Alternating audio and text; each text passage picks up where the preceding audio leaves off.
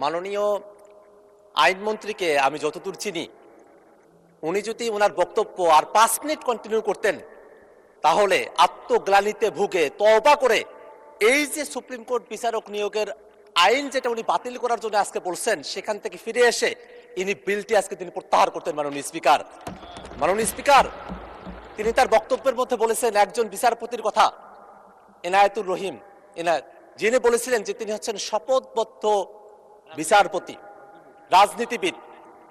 এই যে শপথবদ্ধ রাজনীতিবিদ তৈরি হলো, খায়রুল হকের মতো বিচারপতি তৈরি হলো, মানিক চোরা শব্দটা এখানকার জন্য অশোভনীয় হতে পারে, কিন্তু বাইরে এই শব্দটা এইভাবেই চলছে। এই যে বিচারপতি হলো, এই যে মালিকের মতো লোক, খায়রুল হকের মতো লোক, শপথবদ্ধ রাজনীতিবিদের মতো লোক যারা বিচারপতি হলেন, সেই সব বিচারপতিদের সম্পর্কে তিনি বলেছেন যে আমাদের সুপ্রিম কোর্টের যারা বিচারপতি আছেন তারা কনস্টিটিউশনালি প্রোটেক্টেড, সমস্ত ক্ষমতা থাকা সত্ত্বেও তারা কিভাবে রাতের আলোতে মোমবাতি জ্বালিয়ে বিচার কার্য পরিচালনা করলেন, কিভাবে বেগম খালেদা জিয়াকে তারা অতিরিক্ত সাজা দিলেন এবং কিভাবে বাংলাদেশের বিচার ব্যবস্থাকে তারা ধ্বংস করলেন, সেই ফিরিস্তি যিনি তখন গাইছিলেন, তখন আমার মনে হচ্ছিল তিনি আর 5টা মিনিট সময় যদি পেতেন তাহলে তিনি এর গোড়ার সংকট তিনি অনুধাবন করতে পারতেন। মাননীয় স্পিকার, এর গোড়ার সংকটটা হচ্ছে মাননীয় স্পিকার বিচারপতি নিয়োগের সময়টাতে। মাননীয় স্পিকার আপনি কোনো একটা ঘুড়িকে আপনি আকাশে উড়িয়ে দিয়েছেন, সেই ঘুড়ির লাটাই যদি আপনার হাতে থাকে, ঘুড়িকে আপনি যতই উড়ার স্বাধীনতা দেন না কেন আকাশের মধ্যে, সেই ঘুড়ি সেখানেই পাক খাবে। আপনি যখন টান দিবেন তখন আপনার কাছেই ফিরে আসবে। এই বিচারপতি নিয়োগের যে বিধানগুলো বাংলাদেশে আছে অতীতে, সেই বিধানে এই ধরনের একটা পরিস্থিতি তৈরি হয়ে আছে মাননীয় স্পিকার। কারণ এই বিচারপতি নিয়োগের ব্যাপারে সংবিধানের 95 অনুচ্ছেদের মধ্যে বলা হয়েছে বিচারপতি নিয়োগ দেবেন রাষ্ট্রপতি প্রধান বিচারপতির সঙ্গে পরামর্শক্রমে। দেখে খুবই সুন্দর মনে হয় মাননীয় স্পিকার যে বিচারপতি নিয়োগ হবে, রাষ্ট্রপতি নিয়োগ দেবেন, প্রধান বিচারপতির সঙ্গে পরামর্শ করে নিয়োগ দিবেন। এই জায়গায় আবার ঘুড়ির লাটাই বাঁধার সম্পর্কটা কোথায় থেকে আসলো? এখানেই প্রশ্ন মাননীয় স্পিকার। কারণ বাংলাদেশের সংবিধানের 48 তীরের মধ্যে বলা আছে রাষ্ট্রপতি শুধুমাত্র প্রধানমন্ত্রীর নিয়োগ এবং প্রধান বিচারপতির নিয়োগ, এই দুইটা বাদে অন্য যত কার্যক্রম তিনি সম্পন্ন করবেন, অর্থাৎ প্রধান বিচারপতি ব্যতি রেখে সুপ্রিম কোর্টের অ্যাপিলেট ডিভিশন এবং হাইকোর্ট ডিভিশনের যত বিচারপতি নিয়োগ দিবেন, সেই বিচারপতিগুলো নিয়োগ দেওয়ার সময়টাতে তাকে অবশ্যই সংবিধানের 48(3) অনুচ্ছেদ অনুযায়ী প্রধানমন্ত্রীর পরামর্শক্রমে তাকে সেটা করতে হবে মাননীয় স্পিকার। এই কারণে 95 এর মধ্যে রাষ্ট্রপতি প্রধান বিচারপতির কাছ থেকে পরামর্শ নেওয়ার যে বিধানের কথা বলা হয়েছে, সেই বিধানটা 48(3)-এ যখন যায় তখনই গিয়ে শপথবদ্ধ রাজনীতিবিদের মতো মানিক চোরার মতো ব্যক্তিরা ওই হাসিনার দ্বারা তখন তারা বিচারপতি নিয়োগ হয়েছিল। সেই ধরনের একটা পরিস্থিতি বাংলাদেশের সামনের দিনে চলুক, এটা তো আমরা কেউই চাই না মাননীয় স্পিকার। আজকে মাননীয় আমাদের আইনমন্ত্রী তিনি আজকে সংবিধানের দোহাইগুলোও দিচ্ছেন সময়ে সময়ে। আজকে যে আইনটা এখানে নিয়ে আসা হয়েছে, সে আইনটাকে অনেকে সাংবিধানিকভাবে তাদের পক্ষ থেকে আনঅফিসিয়ালি, কারণ সেটা কোনো অফিসিয়াল স্টেটমেন্ট না, আনঅফিসিয়ালি সেটাকে তারা অসাংবিধানিক বলার চেষ্টা করেছেন। কিন্তু মাননীয় স্পিকার, আপনি যদি সংবিধানের 95 আর্টিকেলের দিকে তাকান, সেখানে 95 আর্টিকেলের 2C-তে বলা হয়েছে বিচারপতি নিয়োগের জন্য সরকার চাইলে আইন করতে পারবে as such qualifications as may be prescribed by law। অর্থাৎ আমাদের বিচারপতি নিয়োগের জন্য মাত্র 3টা শর্ত দেওয়া আছে। বাংলাদেশের নাগরিক হতে হবে, হাইকোর্টে 10 বছরের প্র্যাকটিসের অভিজ্ঞতা থাকতে হবে, বিচার বিভাগে 10 বছরের অভিজ্ঞতা থাকতে হবে। এই যে শর্তগুলো দেওয়া আছে, এর বাইরে সরকার চাইলে পরে আরো ভালো আইন তারা তৈরি করতে পারে। এটা 72-এর যে সংবিধানের 95-এর যে আর্টিকেলটি আছে সেখানে এটা বলা আছে। এই যে অংশটুকু এখানে বলা আছে মাননীয় স্পিকার, এই যে এতগুলো বছর পেরিয়ে গেছে, এতদিন পর্যন্ত বিচারপতি কিভাবে নিয়োগ হবে তার জন্য কোনো আইন তৈরি করা হয় নাই মাননীয় স্পিকার। এতদিন পর্যন্ত সেটাকে ফেলে রাখা হয়েছিল, সেটাকে রাখা হয়েছিল ওই এক্সক্লুসিভলি প্রধানমন্ত্রী যিনি আছেন তার কথা মতো বিচারপতি নিয়োগ করার বিধানের দিকে ছিল মাননীয় স্পিকার। সেইটাতেই অন্তর্বর্তীকালীন সরকার একটা পরিবর্তন নিয়ে এসে তারা বিচারপতি নিয়োগের জন্য আলাদা একটা অধ্যাদেশ তারা করেছেন।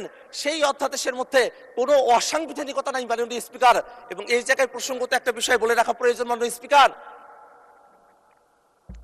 এই অধ্যাদেশটা যখন পাশ করা হলো সেই সময়টাতে আমি জানি না এটা বলা শোভন হবে কিনা, আমাদের বর্তমান এই হাউজের মাননীয় ডেপুটি স্পিকার জনাব কায়সার কামাল তিনি একটা রিটের শুনানিতে উপস্থিত হয়েছিলেন।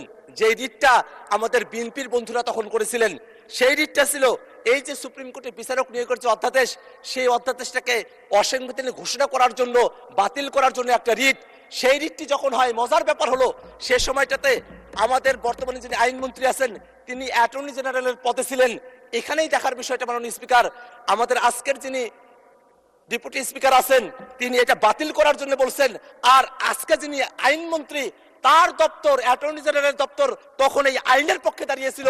এবং সেই সময়টাতে আমাদের বিচারপতি আকরাম তার যে বেঞ্চ, সেই বেঞ্চ কিন্তু সেই সময়টাতে সামারিলি এটাকে রিজেক্ট করেছিল, একটা রায় দিয়েছিল।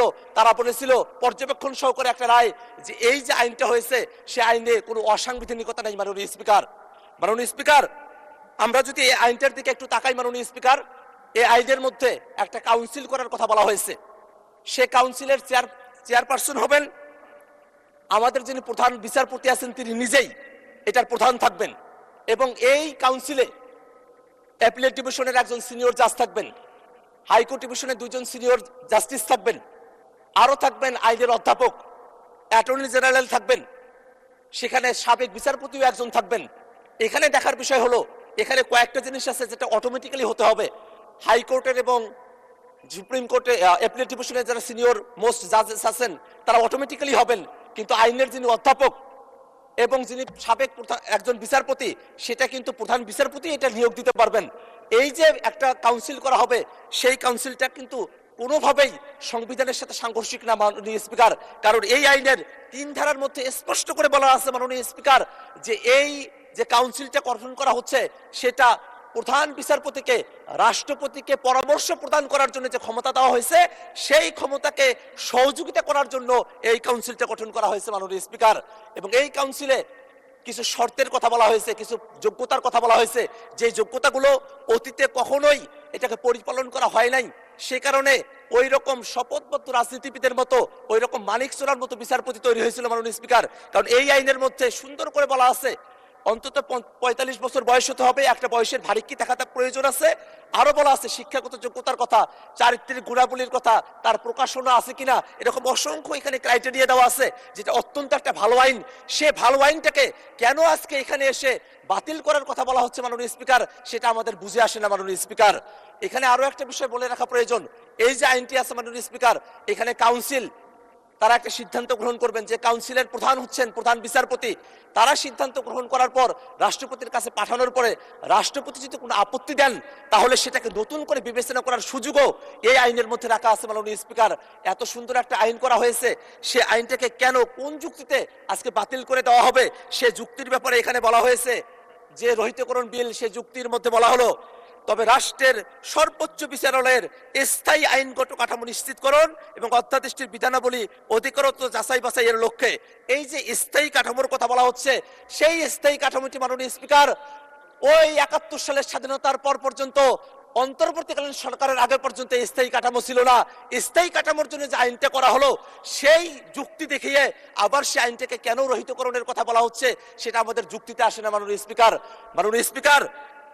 আমরা আমাদের যারা সরকার দলীয় বন্ধুরা আছেন তাদের কাছ থেকে আমরা জুলাই সনদের কথা শুনি, তারা জুলাই সনদ নাকি অক্ষরে অক্ষরে তারা বাস্তবায়ন করবেন। সেই জুলাই সনদের 2টা পার্ট আছে মাননীয় স্পিকার। এক পার্টে অর্থাৎ বাঁ দিকে আছে জুলাই সনদের মূল ভাষ্য আর ডান দিকে আছে নোট অফ ডিসেন্ট। তারা যখন জুলাই সনদের কথা বলেন তারা তখন নোট অফ ডিসেন্টের কথা বলেন, যেটা তারা অক্ষরে অক্ষরে পালন করতে চান। মাননীয় স্পিকার, এই জুলাই সনদের 31 নম্বর ধারার মধ্যে বলা আছে এই সুপ্রিম কোর্টের বিচারকদের নিয়োগ করার জন্য আলাদা একটা কমিশন করার কথা বলা হয়েছে, একটা কাউন্সিল করার কথা বলা হয়েছে। সেই জায়গাটাতে একটা মাত্র নোট অফ ডিসেন্ট আছে বিএনপির পক্ষ থেকে। সেই নোট অফ ডিসেন্টে তারা কিন্তু এই মূল প্রস্তাবের বিরোধিতা করে নাই, তারা শুধু এতটুকু বলছে যে এটা সংবিধানে অন্তর্ভুক্ত না করে এটাকে আইনের মাধ্যমে করেন। মাননীয় স্পিকার, এইটা তো সংবিধানে অন্তর্ভুক্ত না, এটা তো আইনের মধ্যেও আছে, তাহলে নোট অফ ডিসেন্টে জুলাই সনদ কেন মানে না এটা। ধন্যবাদ মাননীয় সদস্য। মাননীয় আইনমন্ত্রী।